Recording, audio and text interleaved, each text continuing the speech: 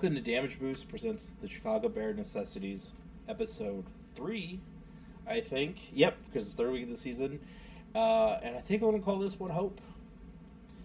I definitely did nothing but stroke the fires of panic last week.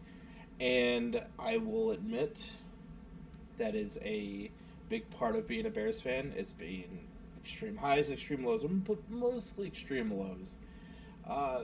They've been an awful team for most of my life, and I am in my mid-30s. And anytime we have something potentially nice, it never lasts. I think the most excited I've been was probably Justin Fields, and that quickly went away. Not really his fault, but real, like this could be a Super Bowl team. That was Jay Cutler, Matt Forte on the team, Bertels Bennett, Alshon Jeffrey, and Brandon Marshall. And with Caleb Williams, and I had my questions about him, but Rome Odunze, then getting Luther Burden, Loveland, and having Cole Kmet, and then redoing the line, I really thought it was going to be different. And even as I played for a long time, I played football almost as long as you can, excluding college ball, and I forget that it's something that even with training camp and all that, culture change, learning systems does take time. Redoing fundamentals takes time, and the Cowboys' defense is awful. It's coached by Matt Eberflus, and their corners are bad and hurt. But you still have to actually execute, and that doesn't always happen in the NFL, and it doesn't definitely happen with Bears teams. And we did it. Caleb Williams, almost 300 yards, 4 touchdowns. Probably could have been 5 if Rome holds on to the ball when he takes that shot to the back. And seeing him, he still sails. He misses high. And, he got a lot of shit, especially for freaking Dan Wiederer, but on the grounding the ball on the screen close to the end zone. But when they showed the other angle, and I didn't get why a lot of people didn't talk about it, that guy was coming in hot and probably ready to jump, and I think he threw it low, still trying to complete it. So that otherwise that guy's picking that off for a pick six, which is something a lot of other quarterbacks would have done, especially a lot of Bears quarterbacks. Yeah, there was some missing high, but that flea flicker, they talk about generational talent all the time, which is annoying, and just he can make these plays his improvising explosive plays are a lot of people can't make these plays, and cool, but I haven't really seen that flea flicker, bad toss back to him, and him knowing where the ball's going to go. That was the longest pass it caught in the air for a touchdown in the NFL this year. I think it was 50, 60 yards, something like that. Maybe a little bit less. But throw that, and it was on a dime. Hit Luther Burden in stride. And then the Rome Odunze one, he hit him in stride. It's there, and it's very clear that he wasn't feeling or seeing ghost.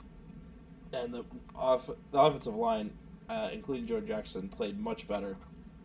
So it's seeing what he can do when he has time. Yeah, I think even this year he's probably still going to miss high on a lot. But he's still not turning the ball over. I mean, with the exception of last week with that really dumb hero ball one, he's becoming more of a pocket passer while still being him when it comes to making explosive improvisational plays. So there's that.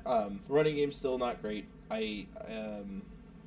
Oh my god, I'm spacing on the running back from the 7th round from Rutgers, but dude's just he's got the vision of a running back. He does not have the speed, acceleration, or size to be anybody who's more than a third string, which bums me out because he seems like a nice kid, and you can tell it the mental part of it. That dude sees what's there, and he has some moves, but he just is not athletic enough to be a running back getting carries. Swift, much better. Still don't like running him between the tackles. I don't know why they're not using Roschon unless he's really that bad, which I wouldn't be shocked. And then in that case, you need to bring in another running back. bringing it. You need to do something. And DJ Moore, I love DJ Moore as a like getting some of those plays, but straight up as a running back, like it's not what he is, and he's not really giving you a lot there. But you're giving him a different look, so that is what it is.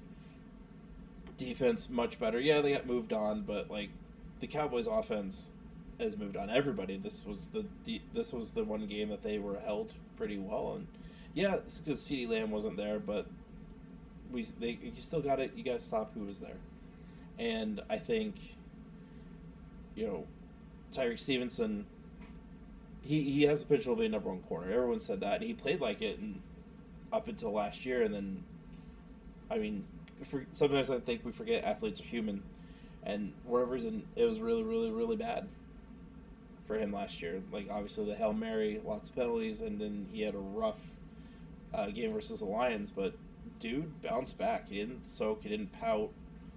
He bounced back and made some fantastic plays. Tremaine Edmonds playing like the guy that they signed, and I never thought he was bad. I think Roquan gets a little bit more.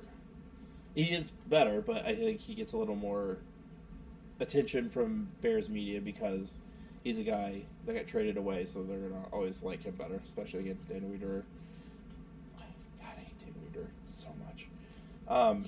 But yeah, Dennis Allen.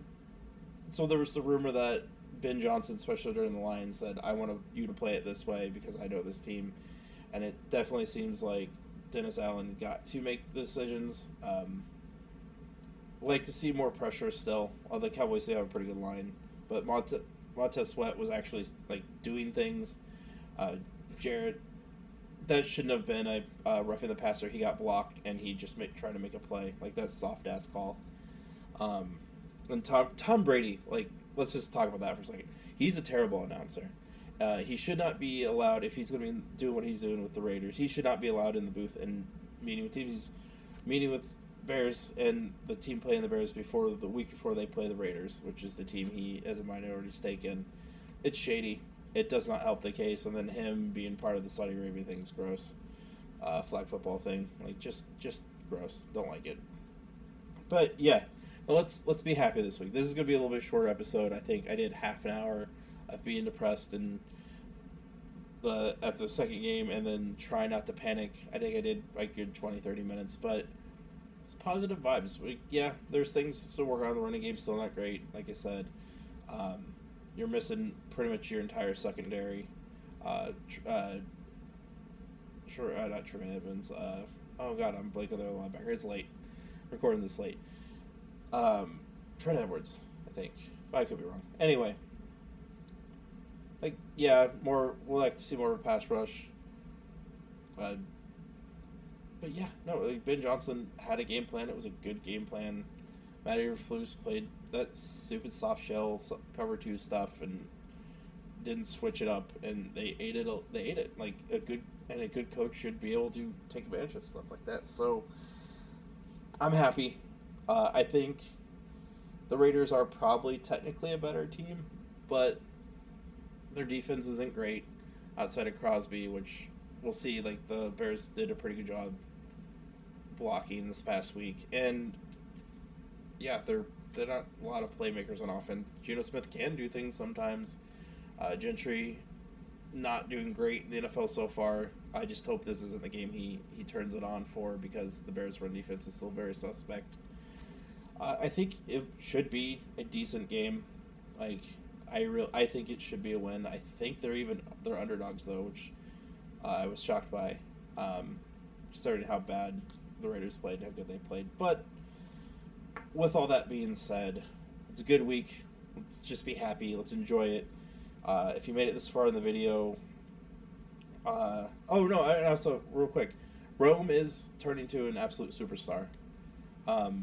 I think if him and Burden keep emerging, I love DJ Moore, but it just doesn't feel like the last 2 years he's really, like, he does play hard and he will catch balls that are dangerous, hospital balls, but it just doesn't feel like he's into it as much. Maybe I'm wrong. I hope I am. Maybe we see more of him, like, playing up to this with everyone else emerging and, like, really being that leader in that wide receiver locker room. So But I could see him getting traded, you know, whether it's for picks or picks in a running back or something. But yeah, let's enjoy this week. And like I said, if you made this far in the video, please like, subscribe, all that stuff. But like, throw some questions in about the team or thoughts. I love to interact more with other fans about it. Because you can't really do that on Twitter. Reddit's meh. Let's do it here. Let's talk about it. Let's be overly confident. Let's be incredibly emotional when we lose. Let's have these big feelings within the context of sports, where it's much more safe and fun than it can be in other places. So, that being said, be good people.